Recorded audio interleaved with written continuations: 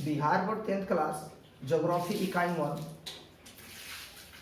तो कल के वीडियो में हमने 3 या 4 सवाल बताया था, तो हम उसके आगे वाले सवाल पढ़ेंगे। सवाल क्या है? संसाधन के निर्माण में तकनीक की क्या भूमिका है।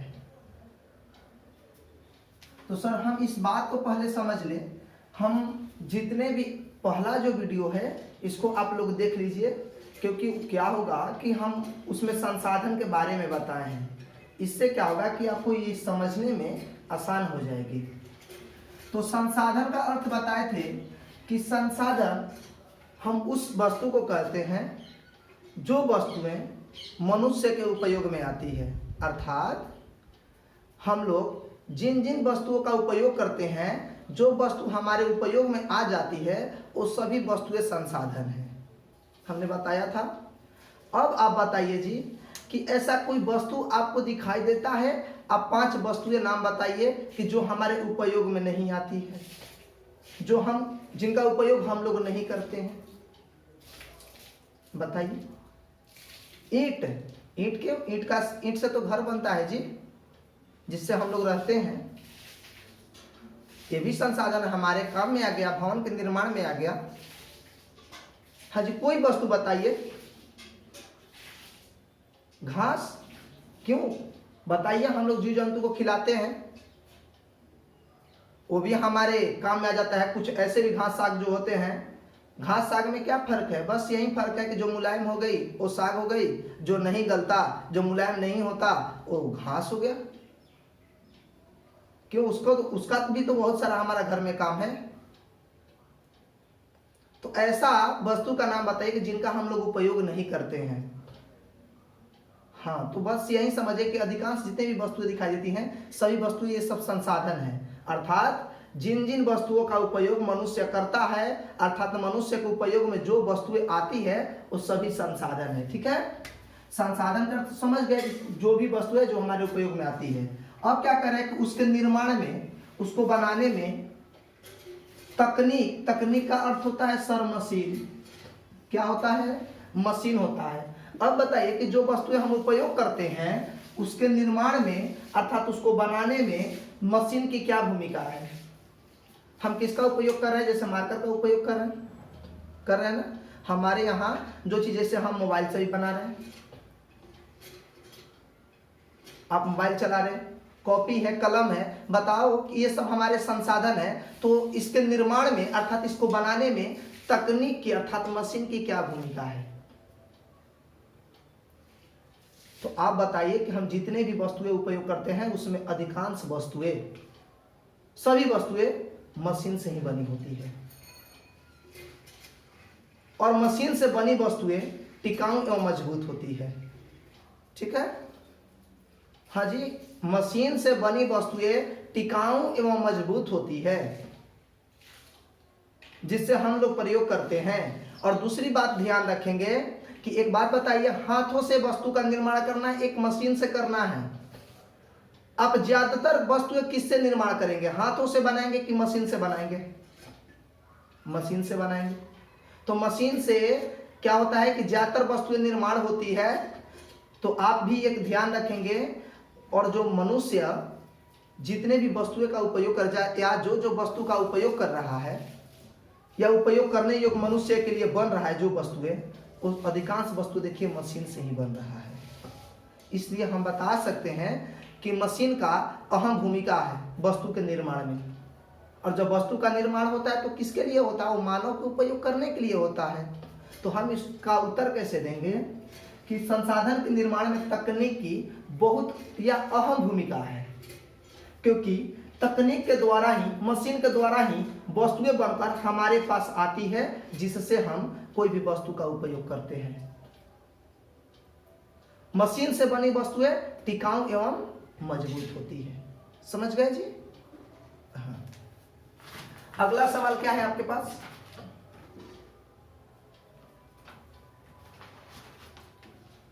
संसाधनों का क्या महत्व है? 2 नंबर सवाल,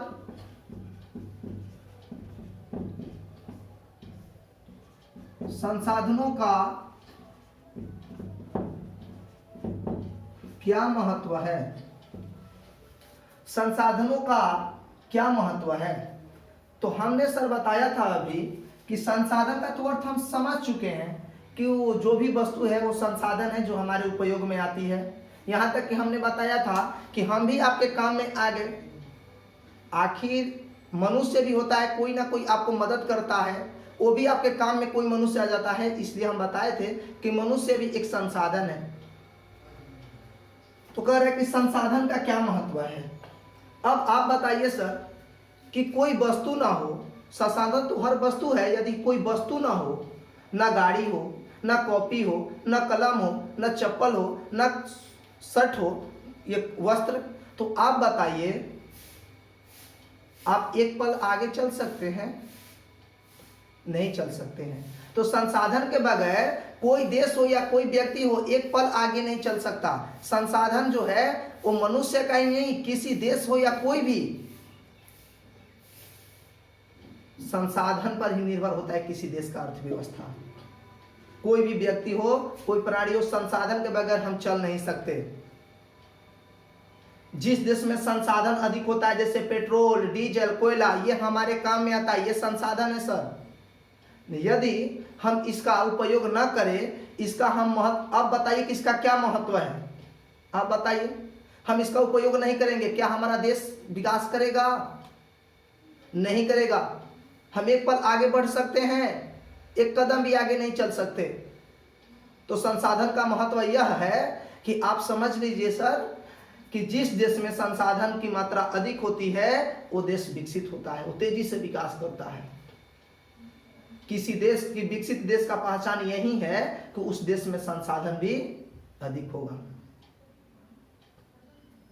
जैसे उदाहरण तौर पर एक राज्य की हम तुलना करते हैं बिहार और झारखंड की, तो देखिए जितने भी झाड़ी वाले क्षेत्र है, संसाधन खनिज पदार्थ जो है वो झारखंड में चला गया। देखिए झारखंड जो है वो क्या करता है, अपने संसाधन के बल पर अपना विकास करता है, अपना अर्थव्यवस्था अच्छा बनाए रखा हुआ है। तो हम बता सकते हैं कि संसाधन का महत्व काफी अधिक है। मानव जीवन में संसाधन का महत्व काफी अधिक है, क्योंकि संसाधन के बगैर हम एक कदम आगे नहीं चल सकते हैं। जिस देश में संसाधन अधिक होता है या जिस राज्य में संसाधन अधिक होता है वो तेजी से विकास करता है। ठीक है। अब सवाल आया कि संसाधन नियोजन क्या है। अगला सवाल,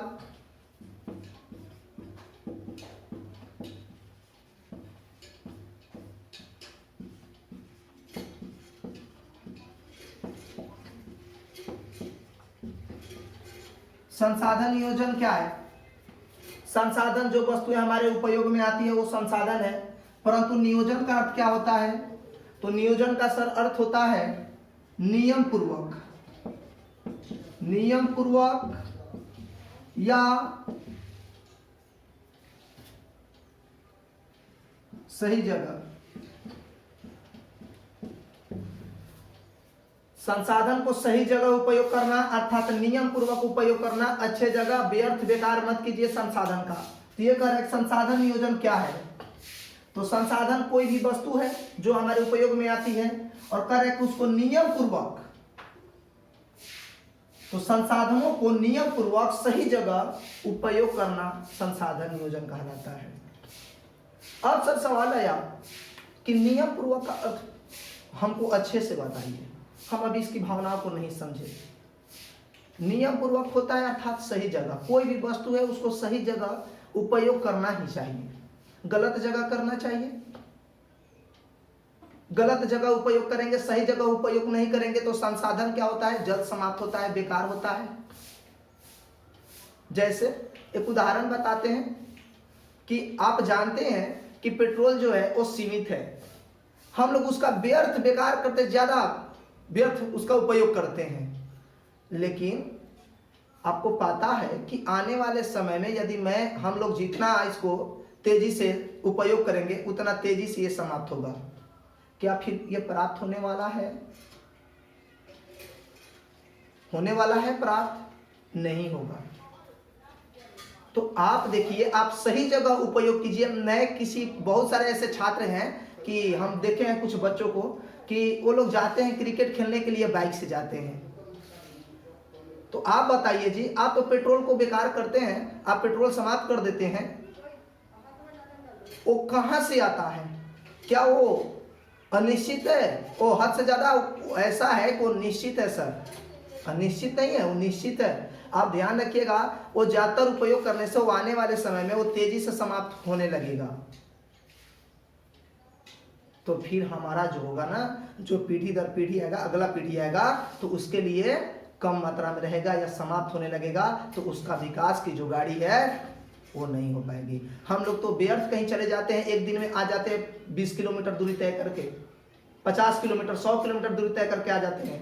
परंतु यदि ये सुविधा न रहे पेट्रोल, तो हम लोग कहाँ से आएंगे? वो लोग, अगला पीढ़ी कहाँ से आएगा? नहीं आएगा ना। तो हम बताते हैं कि संसाधनों को नियम पूर्वक अर्थात सही जगह उपयोग करना संसाधन नियोजन कहलाता है। नियम पूर्वक कीजिए, सही जगह कीजिए। जैसे ये मार्कर है, यदि मैं इसको व्यर्थ में लिखना आरंभ कर दूं, ऐसे खींचता रहूं ऐसे, आप बताइए कि क्या मैं इसको कल इससे फिर पढ़ाऊंगा? स्पिरिट इसमें डालना पड़ेगा। आखिर वो संसाधन है कि नहीं है? वो भी किसी वस्तु से बनकर आ रहा है। उसको लाने के लिए हमें पैसे की आवश्यकता पड़ती है। आखिर पैसे खर्च होती है कि नहीं होती है? तो हम व्यर्थ क्यों संसाधन का बेकार करें? ऐसे कोई भी संसाधन हो, संसाधनों को सही जगह ही उपयोग करना चाहिए। सही जगह उपयोग करने से, नियम पूर्वक उपयोग करने से संसाधन की बचत होती है। और जब संसाधन की बचत होगी तो वो ज्यादा दिन तक चलेंगे। ठीक है, तो इसका आंसर होगा सर, संसाधनों का नियम पूर्वक अर्थात सही जगह उपयोग करना संसाधन नियोजन कहलाता है। संसाधनों को सही जगह उपयोग करने से हमारे संसाधन की बचत होती है, और जब संसाधन की बचत होगी तो हमारे संसाधन लंबे समय तक चलेंगे। ठीक है,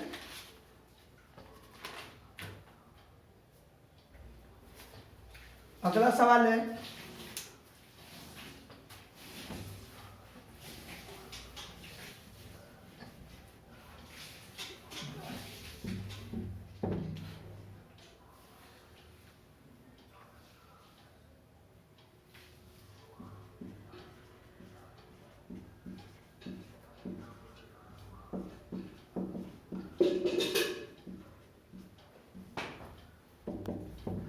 सामुदायिक संसाधन।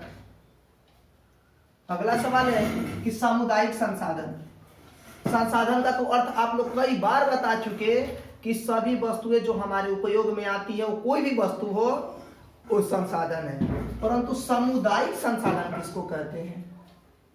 तो देखिए, ऐसा संसाधन, ऐसा वस्तु जिस पर समुदाय का अधिकार रहता है, समाज का अधिकार रहता है। किसका अधिकार होता है? समाज का अधिकार होता है, समुदाय का अधिकार होता है। अर्थात किसी व्यक्ति का अधिकार नहीं होता उस पर, एक व्यक्ति उस पर अधिकार नहीं रखते, वो समाज का अधिकार होता है। जैसे मंदिर, अब बताइए कि मंदिर पर किसका अधिकार होता है? पूरे समाज के लोग उसको पूछते हैं। बाजार किसका है? वो समाज का है। तो वैसा संसाधन, आखिर जो मंदिर है वो हमारे काम में आता है, पूजा हम लोग करते हैं उसमें, तो वो संसाधन है। परंतु ध्यान रखिएगा, उस सामुदायिक संसाधन, जिस संसाधन पर समाज का अधिकार रहता है, जैसे फील्ड, बताइए फील्ड में किसी एक ही परिवार के लोग रनिंग करेंगे, दौड़ेंगे, खेलेंगे? नहीं। तो जिस पर समाज का अधिकार होता है वो सामुदायिक संसाधन है। राष्ट्रीय संसाधन,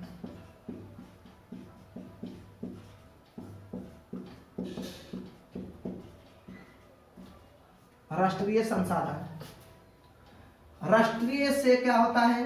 देश, राष्ट्र,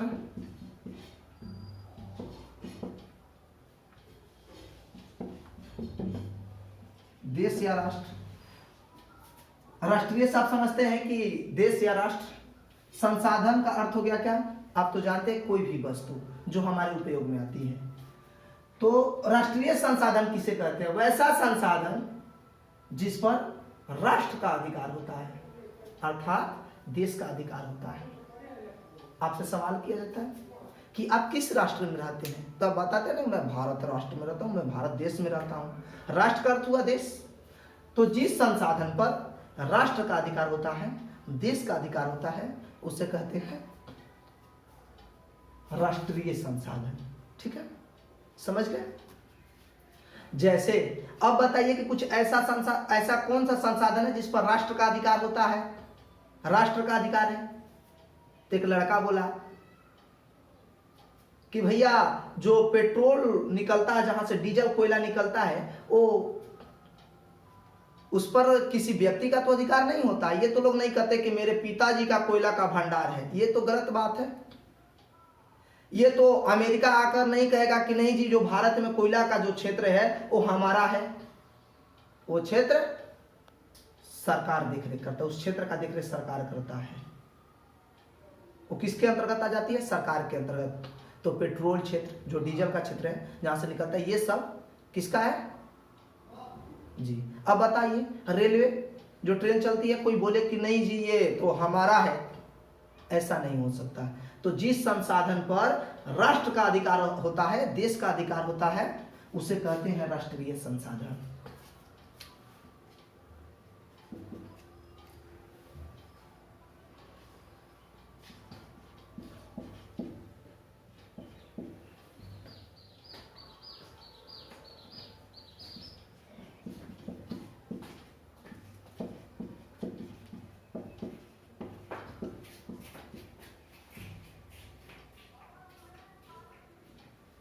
अंतरराष्ट्रीय संसाधन।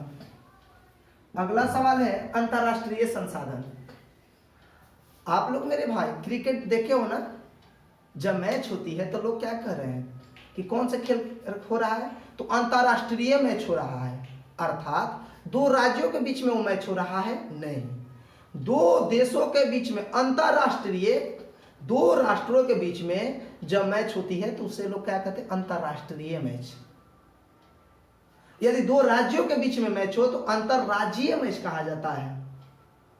तो उसी प्रकार अंतरराष्ट्रीय संसाधन किसे कहते हैं? अंतरराष्ट्रीय संसाधन तो आ गया, एक देश की बात नहीं है, उसमें बहुत सारे जो देश होते हैं, 2 देश या 3 देश या 4 देश या 5 देश उसमें आ गए। ठीक है, तो अंतरराष्ट्रीय संसाधन ऐसा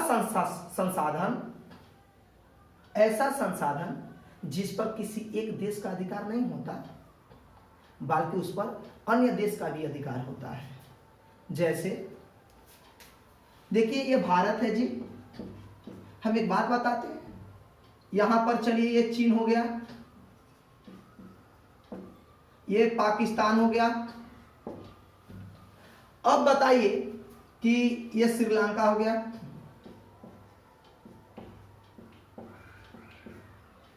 यदि आपसे कोई कहे कि यहां पर कोई भाग हो, नदियां हैं, यहां पर एक नदी बताओ, कि माना कि यहां पर तो नदी है नहीं, इसे तो नदी हमारे भारत और श्रीलंका के बीच में है, भारत श्रीलंका। माना कि हमने एक उदाहरण बताया कि भारत हो गई, श्रीलंका हो गई, ये समुद्र का भाग हो गया। अब बताओ जी कि समुद्र में कोई तो सीमा आप बांध नहीं सकते, तो ये वाले जो क्षेत्र हो जाए यहां पर, ये किसके क्षेत्र में आएगा? ये किसके क्षेत्र में आएगा? ये श्रीलंका का है कि ये तो हमारा क्षेत्र है, भारत कहेगा हमारा क्षेत्र है। तो कुछ ऐसे समुद्र का तट होता है, समुद्र का क्षेत्र होता है कि उस पर कोई सीमा तो बांधा नहीं जा सकता, जिसके लिए क्या करते हैं लोग? उसको अंतरराष्ट्रीय संसाधन में मान लेते हैं, अर्थात उसका देखरेख बहुत सारे देश करते हैं। ठीक है, अपना क्षेत्र बांध देते कि यहां तक है, परंतु कोई वो निश्चित नहीं होता। ठीक है, तो ऐसा संसाधन, और बहुत सारे ऐसे संसाधन भी है कि जिस पर किसी एक देश का अधिकार नहीं होता है, बल्कि उस पर बहुत सारे देशों का उस पर अधिकार रहता है। ठीक है, तो अंतरराष्ट्रीय संसाधन का अर्थ समझ गए। अब ऐसा संसाधन जिस पर किसी एक देश का अधिकार ना होकर उस पर बहुत सारे देशों का अधिकार होता है, अंतरराष्ट्रीय संसाधन कहलाता है। ठीक है, अब सर सवाल आई, अगला सवाल,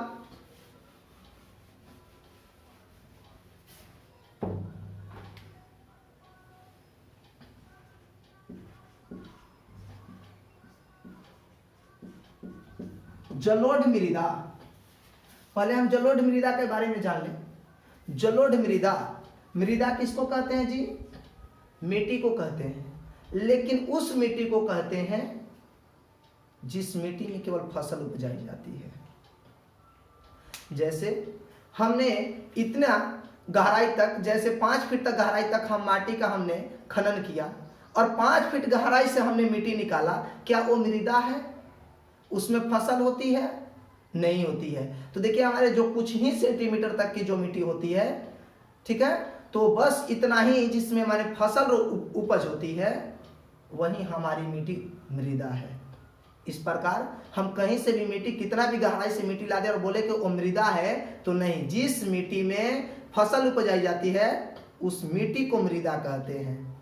अर्थात हम सभी मिट्टी को मृदा नहीं कह सकते हैं, ठीक है। तो जलोढ़ मृदा, तो जलोढ़ मृदा किसको कहते हैं? तो देखिए वैसा मिट्टी, वैसा मृदा जिसमें, जिसका ध्यान रखेंगे, हाँ ऐसे बिल्कुल हो जाइए, कोई दिक्कत नहीं। हाँ तो कहाँ थे? जलोढ़ मृदा। तो जलोढ़ मृदा देखिए किस मिट्टी को कहते हैं? जलोढ़ मृदा में पहला खूबी एक होता है कि इसका मिट्टी जो होता है जलोढ़ मृदा, ये बिल्कुल भरभराव होता है, मुलायम होता है। इसमें जो आकर्षित करने की क्षमता होती है वो बहुत कम होती है। जैसे आप लोग देखे हैं, एक राख को देखा जाता है, एक मीठा काली रंग का जो हम लोग चाट से लाते हैं, वो देखते हैं कि वो जल्द चिपक जाता है और कठोर बन जाता है, लेकिन वो फिर पानी भी आप डालेंगे तो वो मजबूती रूप से रहता है, अर्थात उसमें आकर्षित नहीं होता है। और जलोढ़ मृदा में खूबी होता है यही कि ये मिट्टी बिल्कुल क्या होता है? भरभराव होता है, मुलायम होता है। इसमें जो आकर्षित करने की क्षमता होती है, चिपकने की क्षमता जो होती है, वो कम होती है। यह मिट्टी हमारे भारत के, जो भारत है, और भारत की नक्शा बनानी पड़ेगी ना जी। तो हमने एक बात बताया था,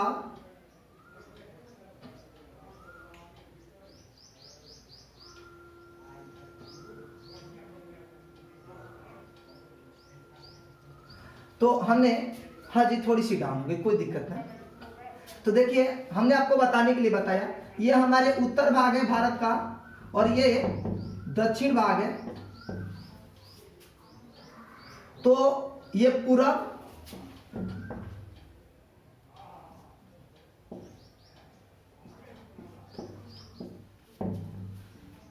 उत्तर, दक्षिण, पूर्व, पश्चिम। तो हम इस बात पर ध्यान रखेंगे कि जो जलोढ़ मृदा होता है ये भारत के उत्तर भाग में अधिकांश होता है। ये आपका एक ऑब्जेक्टिव भी निकल कर आया, पूछता है कि जलोढ़ मृदा का विस्तार भारत के किस भाग में अधिक होता है? तो आप उत्तर, दक्षिण, पूर्व, पश्चिम, तो क्या लिखेंगे?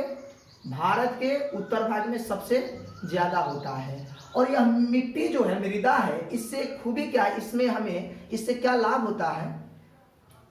तो बात यह है कि जो मृदा है ये फसल के लिए सबसे उपयुक्त मिट्टी मानी जाती है, क्योंकि मिट्टी में आकर्षित करने की क्षमता कम होती है, बंधने की क्षमता। जब बंधने की क्षमता नहीं होती है तो यह मिट्टी भरभराव होगा। जब मिट्टी भरभराव होगा तो पानी की आकर्षित करने की क्षमता ज्यादा होगी, और जब पानी का आकर्षित करने की क्षमता अधिक होगी तो फसल इसमें क्या होगा? अधिक मात्रा में होगा। जब कठोर या मिट्टी होता नहीं, जब मुलायम ही होता है, तो फसल बताइए इसमें बहुत अच्छा होगा। तो इसीलिए कहा जाता है कि फसलों के लिए सबसे उपयुक्त मिट्टी कौन मानी जाती है?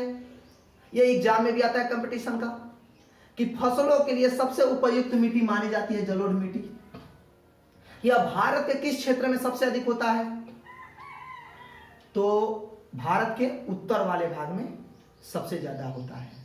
और इस मिट्टी में एक खूबी है कि इस मिट्टी में कौन कौन सी फसलें उपजाई जाती है? तो देखिए इस मिट्टी में कौन कौन सी फसलें उपजाई जाती है, हम एक तौर पर बताते हैं आपको। जो हमारे क्षेत्र में जो अधिकांश फसलें उपजाई जाती है ना, मैं अब कितना लिखूं? तो आप बस इतना समझिए कि हमारे जो क्षेत्र में जो फसलें उपजाई जाती है, ये फसलें सभी जलोढ़ मिट्टी में होती है। तो अब बताइए, जैसे दाल, चना लिखिए, चना, मक्का, धान, गेहूं, जौ इत्यादि जो ये सब होता है, गन्ना, ये सब किस मिट्टी में होता है? जलोढ़ मृदा। ठीक है, जलोढ़ मिट्टी में। सवाल नंबर अगला, जैसे आप इसमें दाल में लिख सकते हैं मूंग, उड़द, जितना भी है ना, जो हमारे यहाँ जो फसल होती है, हाँ जी, तिलहन, हाँ आप लिख दीजिए। जो फसलें उपजाई जाती है हमारे क्षेत्र में होती है उपज, वो फसल का आप नाम लिख दीजिए। ठीक है, तो जलोढ़ मृदा का, इससे देखिए जलोढ़ मृदा से दो सवालें इंपॉर्टेंट आती है कि जलोढ़ मृदा का विस्तार भारत के किस क्षेत्र में सबसे अधिक है? तो भारत के उत्तर वाले क्षेत्र में। और एक सवाल है कि फसलों के लिए सबसे उपयुक्त मिट्टी कौन सी मानी जाती है? जलोढ़ मृदा मानी जाती है। ठीक है, समोच्च कृषि से आप क्या समझते हैं? अगला सवाल है, समोच्च कृषि, समोच्च कृषि से आप क्या समझते हैं?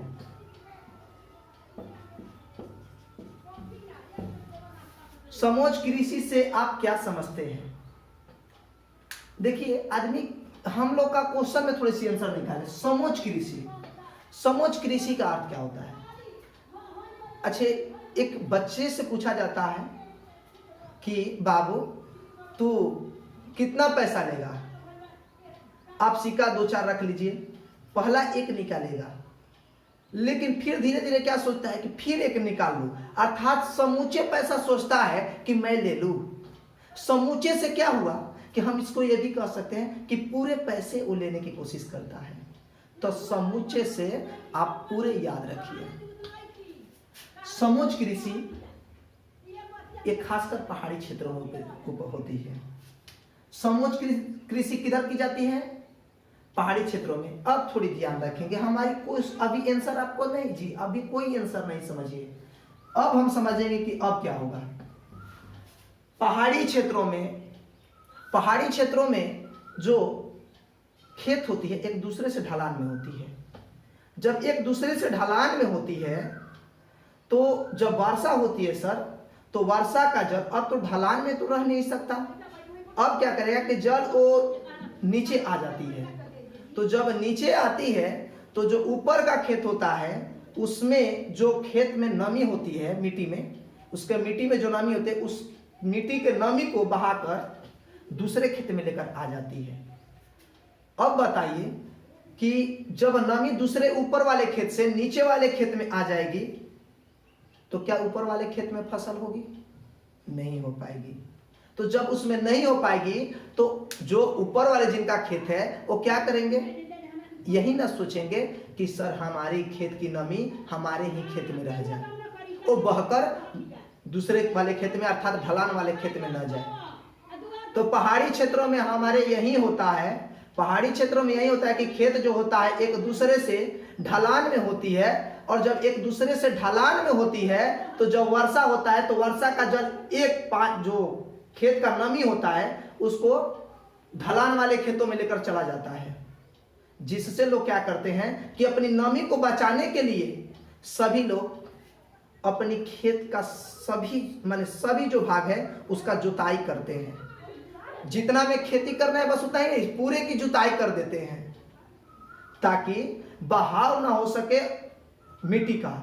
और बहाव जब ना होगा, जब किसी दूसरे खेत में नहीं जाएगा तो नमी उसी खेत में रह जाएगी, और जब रह जाएगी तो समझिए कि इसी को, ऐसी खेती बाड़ी को ही तो हम लोग कहते हैं समोच्च कृषि।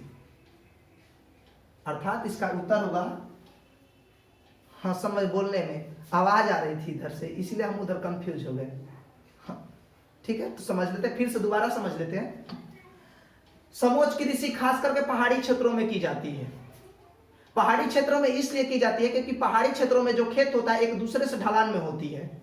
जब वर्षा होता है तो वर्षा का जल ऊपर वाले खेत की, जो खेत में नमी होती है उस खेत की नमी को बहाकर दूसरे जो ढलान वाले खेत होती है उसमें लेकर चली जाती है। और जब चली जाएंगी तो ऊपर वाले खेत में फसल नहीं हो पाती है। इसीलिए लोग उधर के जो कृषि होते हैं अपने खेत को नमी को बचाने के लिए, खेत की नमी को बचाने के लिए वो ऐसा करते हैं, पूरे समोच्च जोताई करते हैं, खेत की जोताई करते हैं, ताकि जो नमी है खेत का वो ढलान वाले खेतों में ना जाए। तो ऐसी खेती बाड़ी को कहते हैं समोच्च कृषि। तो ये सर आपसे सवाल अगर करें कि समोच्च कृषि किधर की जाती है, तो पहाड़ी वाले क्षेत्रों में की जाती है। इससे क्या होता है, थोड़ी सी जोताई होती है कि पूरे होती है, तो पूरे होती है। क्यों पूरे होती है? इसलिए सर कि जब वर्षा होगा तो जो खेत का नमी है जो मिट्टी में, वो ढलान वाले खेतों में बहकर ना जा पाए। अब सवाल है कि नमी चली जाएगी तो क्या होगी? चल जाए तो चल जाए, तो आप बताओ जी, जब नमी ही चल जाएगी तो क्या फसल अच्छा होगा? मुख्य फसल, हमारे जो फसल है वो तो नमी पर ही निर्भर होता है। कहीं आप लोग खेतों में देखे हैं कि आप ही क्या करते हैं कि दाना अपने खेत में एक यहाँ फेंकते हैं और बगल में जो खेत है उसमें भी आप डालते हैं, उतना ही बीज, खाते भी उतना ही डालते हैं, परंतु एक खेत में ज्यादा हो जाता है और दूसरे खेत में कमी हो जाता है। कारण क्या है? कारण ये है कि जो खेत में नमी ज्यादा होती है, उर्वरक शक्ति ज्यादा होती है ना, उस खेत में फसल अच्छा होता है। समझे? तो यही है नमी। कोई नहीं चाहता कि हमारी खेत की जो नमी है वो दूसरे खेत में चला जाए। खेत की नमी को बनाने के लिए वो लोग पैसा बेकार करके क्या करते हैं, खाद्य का उसमें उपयोग करते हैं ना। तो बस समझ लीजिए, ठीक है। आप लोग नोट्स कर लीजिए, इसको लिख लीजिए।